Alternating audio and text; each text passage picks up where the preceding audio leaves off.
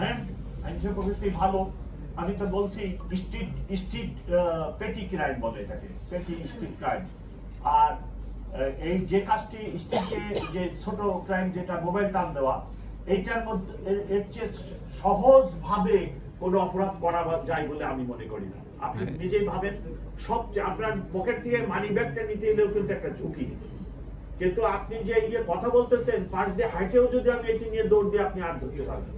সবচেয়ে সহজ যেহেতু এই ছোট অপরাধটি করা সহজ, এই জন্য যারা এই কাজটি করতেছে অধিকাংশই 15 থেকে 20-22 বছর বয়স, তারাই এই মোবাইলটা নিয়ে দৌড় দেয়। এবং একটি এমনও মোবাইল আছে লক্ষ টাকা দাম, এবং এই মোবাইলগুলো তারা এই দেশে ব্যবহার করলে আমরা চেষ্টা করি ওটা ডিটেক্ট করে রিকভারি করার জন্য। কিন্তু আমরা যেটা আনঅফিশিয়ালি খবর পাচ্ছি, তারা বান্ডিল অফ মোবাইলস এটা বর্ডার নিয়ে যায়, বর্ডার নিয়ে যেয়ে এটাকে অন্যভাবে সেল করে। আর বেশি বস্তু দিব না।